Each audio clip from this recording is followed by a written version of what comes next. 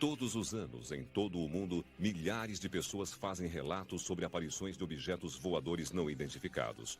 Poucos deles são feitos por pilotos de linhas comerciais. O capitão Neil Daniels é uma exceção à regra. Em 12 de março de 1977, o voo 94 da United Airlines, de São Francisco para Boston, repentinamente saiu da rota sobre o estado de Nova York. O piloto, capitão Daniels, alega que seu avião ficou algum tempo sob controle de um objeto desconhecido. Estávamos no voo 94 perto de Syracuse, Nova York.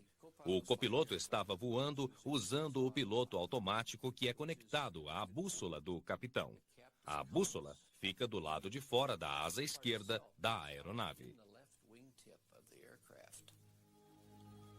Segundo o capitão Neil Daniels, o avião começou a desviar sozinho aproximadamente 15 graus para a esquerda, sem nenhum comando do capitão Daniels e do seu copiloto. O DC-10 com 200 passageiros a 37 mil pés tinha mudado o curso.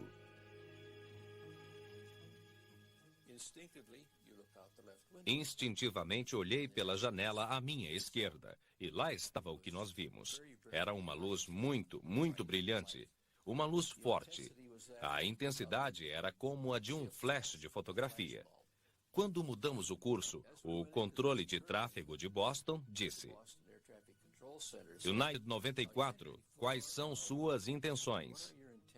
E acho que eu disse: bem, não sabemos, mas diremos assim que descobrirmos. O capitão Daniels diz que ele e sua equipe observaram a luz intensa durante 3 minutos, enquanto ela puxava o avião em sua direção. Daniels conta que os passageiros não ficaram sabendo o que estava acontecendo. Quando a vi pela primeira vez, ela estava na direção da asa. É difícil dizer a que distância. Ela era muito, muito brilhante. Eu a vi desaparecer sobre a asa, a uns 20 graus à esquerda, partindo numa velocidade enorme. Sumiu de repente, num piscar de olhos. O capitão Daniels chamou o controle. Ele queria saber se havia tráfego aéreo à esquerda da rota do voo 94. Disseram que não havia nada no radar. A luz brilhante e a fonte da interferência magnética no sistema de navegação da aeronave era um mistério. O engenheiro de voo retornou ao seu lugar e disse: não sei se vou comentar isso com alguém. Eu não vou dizer nada. Temos que voltar logo, porque não pretendo me envolver com militares, nem com ninguém, e passar a noite respondendo perguntas sobre essa coisa. Então, nós decidimos não relatar o fato ao chegar lá. O capitão Daniels ficou perturbado com as lembranças do incidente, mas continuou mantendo o segredo. Entretanto, 6 meses depois, ele decidiu contar para seu chefe o que tinha acontecido. Eu falei com ele. Contei que tinha visto um OVNI na primavera passada. E ele reagiu dizendo: lamento ouvir isso. Perguntei por quê. Ele disse: bem, acontecem coisas ruins para quem passa por isso. Eu pensei comigo: como? Então fiquei quieto e nunca mais toquei nesse assunto. Durante 7 anos. Neil Daniels se aposentou em 1980 e só então se sentiu confortável para falar sobre o incidente. Ele diz que pilotos comerciais que revelam ter visto OVNIs pagam um alto preço por isso.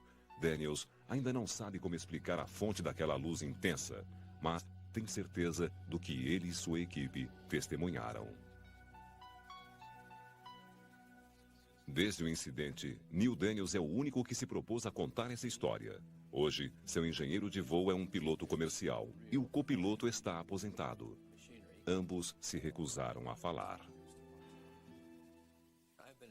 Entrei em contato com os dois. Não posso dizer os nomes. Eles não querem aparecer. Conversei com eles e eles me disseram: não queremos discutir isso. O capitão Daniels, que participou de dezenas de bombardeios durante a Segunda Guerra Mundial, agora está aposentado. Ele quer continuar falando do caso com a esperança que outros pilotos acabem se manifestando. 22 anos depois da experiência, ele ainda acredita que existem coisas no céu que vão além do nosso conhecimento. Uma das coisas que mais apreciava ao voar durante o inverno era decolar à noite e olhar para a escuridão. Saindo no escuro, olhando para cima, bem lá no alto, vai ver Orion. E tem sua estrela companheira, bem ao lado. E Gemini, as gêmeas. Somos um pontinho bem pequeno na Via Láctea. Isso abre a minha mente para aceitar a possibilidade de quase tudo. Em 1977, o voo 94 da United Airlines supostamente fez contato com um OVNI.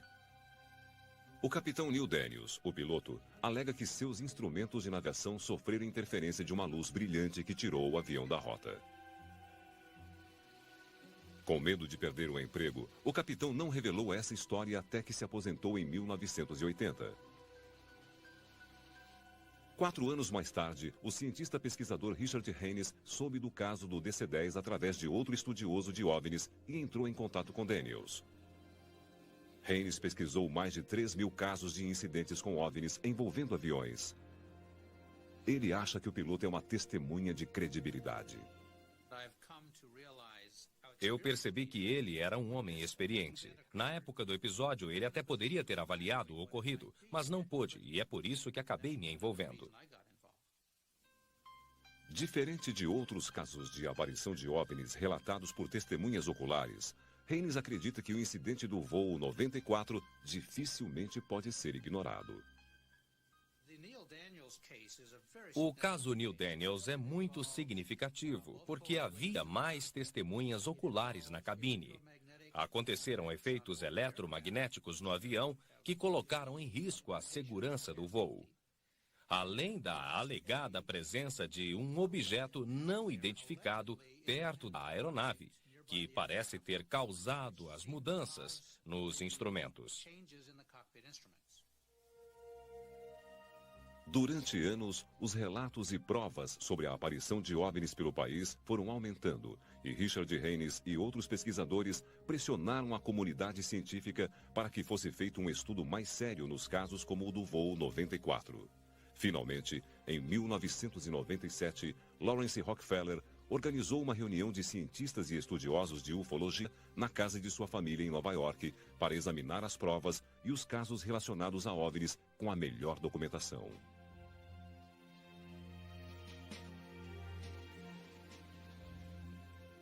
Um dos casos revisto pelo comitê foi o contato visual feito pelo capitão Neil Daniels. Richard Haynes foi o pesquisador que apresentou o caso.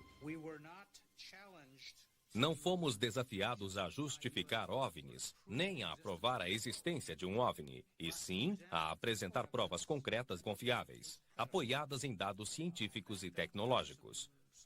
O objetivo da banca era nos ajudar a achar uma metodologia adequada.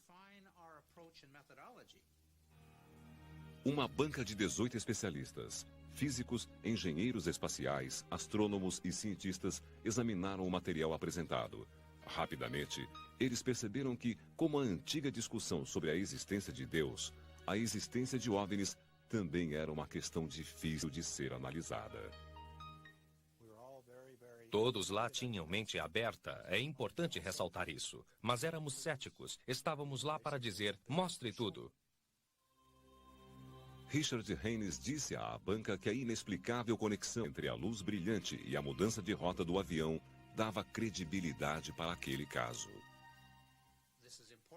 Isso é importante porque deixei bem claro naquela reunião em Nova York que assim que o objeto desapareceu, todos os instrumentos voltaram ao normal.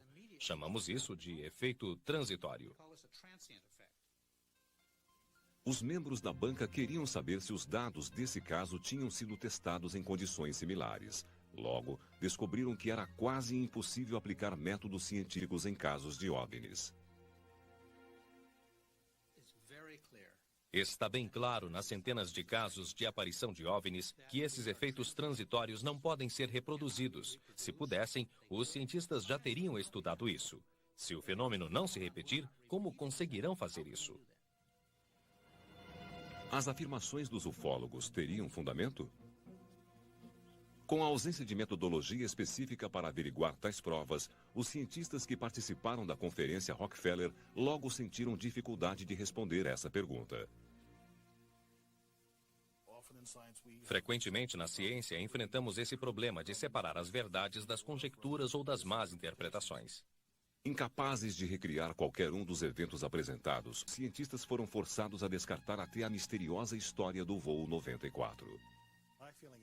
O que sinto neste caso é que a prova objetiva é fraca. A mudança de rota pode ter sido causada pelo piloto. Não vejo nada convincente no caso e acho que não aconteceu nada de estranho. Depois de rever os fatos, os cientistas ficaram convencidos de que nenhum dos acontecimentos foi sobrenatural. Mas perceberam que o público precisava de explicações racionais. O Dr. von Ischermann, assistente da banca, atribui algumas aparições de OVNIs a fenômenos naturais.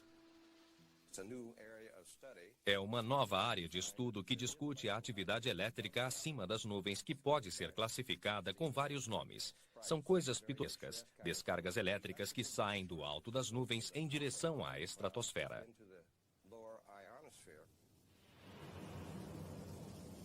No verão de 1998, um jornal de exploração científica publicou as descobertas da Conferência Rockefeller.